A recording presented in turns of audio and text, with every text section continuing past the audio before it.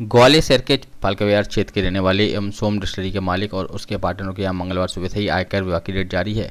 यह रेड अनुपातहीन संपत्ति का हिसाब किताब नहीं रखने और कर चोरी के मामले में की जा रही है। चर्चा है कि 3 दर्जन से ज़्यादा ठिकानों पर आईटी की यह रेड चल रही है। इनमें जबलपुर, भोपाल, ग्वालियर, इंदौर, रायसेन के अलावा अन्य ठिकाने शामिल हैं। ग्वालियर में सिटी सेंटर स्थित कैलाश विहार में रहने वाले सोम डिस्टिलरी के मुख्य पार्टनर महेश बित्रा के घर सुबह से ही आईटी की रेड चल रही है।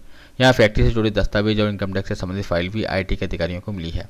इनमें कुल कितने की कर चोरी है, इसके बारे में ना तो भोपाल के अधिकारी कुछ बताने को तैयार हैं, ना ही ग्वालियर में पहुंचे अधिकारी।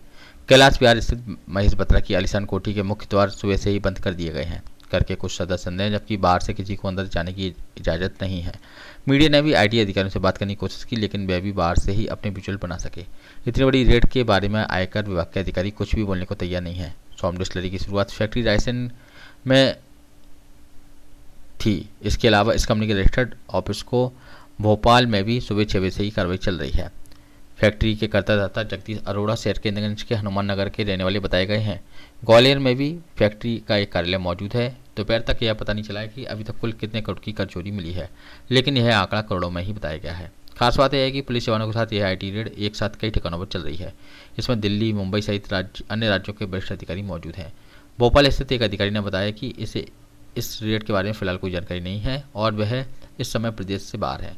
पता चला कि फैक्ट्री में उत्पादन कुछ बताया गया है, जबकि सप्लाई कुछ अलग बताई गई है। वह भी बिना परमिट की सप्लाई पता लगी है। फैक्ट्री में आने वाले रॉ मटेरियल से लेकर शराब के विभिन्न ब्रांड के प्रोडक्शन और उन्हें सप्लाई होने वाले सभी ठिकानों के बारे में जानकारी हासिल की जा रही है। पता यह भी चला कि देश के अन्य राज्यों में भी सोम डिस्टिलरी के कार्यालय और सप्लायरों के यहाँ भी आईटी की रेड हुई है। देशव्यापी इस कार्रवाई में फिलहाल कोई भी अधिकारी जानकारी देने के लिए तैयार नहीं है, लेकिन समझा जाता है कि देर शाम आईटी डिपार्टमेंट इस बारे में शाम तक कोई प्रेस रिलीज जारी करे।